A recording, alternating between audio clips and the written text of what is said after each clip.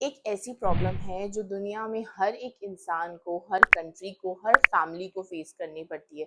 चाहे वो आम आदमी हो, चाहे वो गवर्नमेंट हो, चाहे वो रिच पीपल हो, कभी ना कभी कहीं ना कहीं उसे चूज करना पड़ता है, चॉइस करना पड़ता है। इसी को ही हमारे इकोनॉमिक्स में इकोनॉमिक प्रॉब्लम के नाम से जाना गया है। Everyone, welcome back to my channel. Today we will discuss about the economic problem in the detail. I don't think so कि इस तरीके से आपको economic problem किसी ने समझाया हो। If अगर आपको ये समझ में आ जाता है तो आपको पूरी economy why we study the economic subject आपको समझ में आ जाएगा। And if you understand the economic problem तो आपको economic subject बहुत ही easy लगेगा। And our concept is easy economics. Okay? तो end तक बने रहिए। Let's start. You know that human wants are unlimited and resources are limited. ठीक है, आपको पता है कि हमारी जो जरूरत है वो बहुत ज्यादा है और जरूरत को पूरा करने वाली जो चीजें हैं वो बहुत कम है। ठीक है, तो इसी के बीच में हमें डिसाइड करना पड़ता है, चॉइस करनी पड़ती है। वही हमारी इकोनॉमिक प्रॉब्लम स्टार्ट हो जाती है, राइज हो जाती है। इसको एग्जाम्पल से समझिए।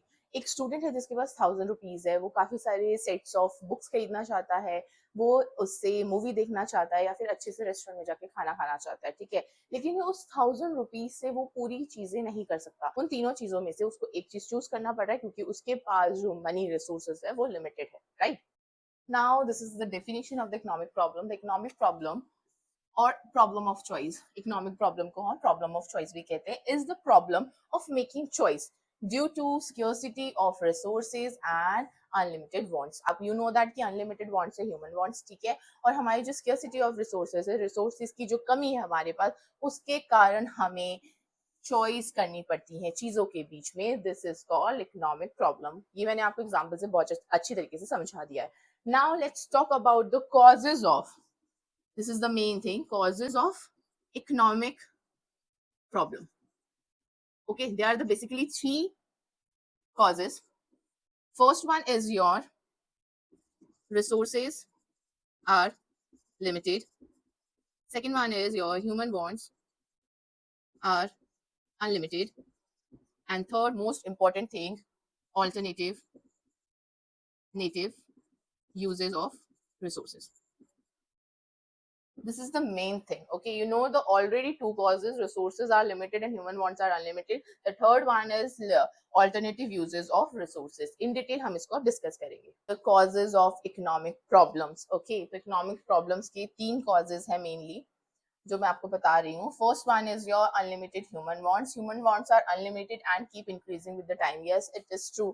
ह्यूमन वॉन्ट्स अनलिमिटेड है और साथ साथ में वो टाइम के साथ साथ बढ़ते जाते हैं। ठीक है, जैसे यहाँ पर लिखा भी आपका कि when one wants is satisfied new wants arise। जब एक वांट पूरी हो जाती है तो दूसरी वांट क्या हो जाती है, अपने आप डेवलप्ड हो जाती है। इस एग्जांपल के थ्रू समझते हैं। एक पर्सन है जिसको आईफोन चाहिए, उसने उसकी वांट है, उसने आईफोन खरीद लिया। ओके, अब उसका जो वो फर्स्ट वांट्स था वो पूरा हो गया। ठीक है, अब उसकी अनदर वांट यहाँ पर अराइज होगी कि उसे यहाँ पर कार भी चाहिए।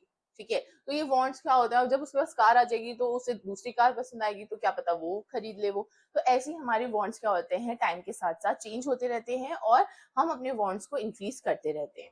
Okay, next is your limited resources. लेकिन आपको पता है कि जो रिसोर्सेज है वो लिमिटेड है and resources such as land, labour, capital and time are limited in quantity. Right, they can not satisfy all the human wants. Resources हम यूज तो कर रहे हैं क्योंकि रिसोर्सेज कम है, अब यूज करना भी जरूरी है, लेकिन आपको पता होना चाहिए कि ह्यूमन वांट्स यहाँ है और रिसोर्सेज अभी हमारा यहाँ है। ठीक है, इस एग्जांपल से समझिए। एक पीस ऑफ लैंड है और वहां पर एक फार्मर है जो कि different types of crop grow करना चाहता है, बट वो पॉसिबल नहीं है। यहाँ पर वो चॉइस करेगा कि इसे वीट उगाना है, शुगर केन उगाना है, ये बहुत सारी चीजें हो जाती है। ठीक है, तो यहाँ पर इसको जो चॉइस करना पड़ रहा है वो हमारी मेन इकोनॉमिक प्रॉब्लम है। ओके, नाउ नेक्स्ट है आपका alternative uses of resources. Alternative uses मैं काफी सारी अपनी वीडियोस में बता चुकी हूँ, बट एक और बार मैं बता रही हूँ। ऑल्टरनेटिव यूजेस का यहाँ पर मतलब है एक रिसोर्सेज का डिफरेंट टाइप ऑफ यूज करना।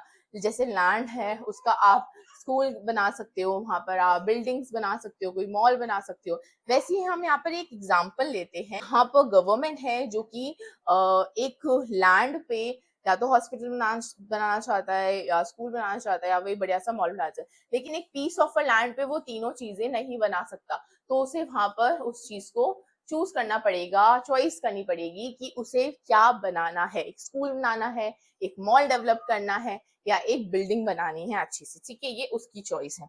तो यहाँ पर लिखा है कि resources can be used for different purpose, right, but they can only be used in one way at time. सही बात है, हम रिसोर्स को डिफरेंट टाइप ऑफ यूज कर सकते हैं, लेकिन हम एक ही टाइम में एक ही चीज एक ही तरीके से यूज कर सकते हैं। Therefore a choice has been made. जैसे मैंने आपको बताया, यहाँ पर गवर्नमेंट को चॉइस करना पड़ रहा है कि वो क्या बनाए। Okay, this is all about the economic problems. Okay, and I hope कि आपको ये समझ में आया हो। And thank you so much for watching till the end, and please subscribe to my channel and please hit the like button. तब तक के लिए take care and bye bye.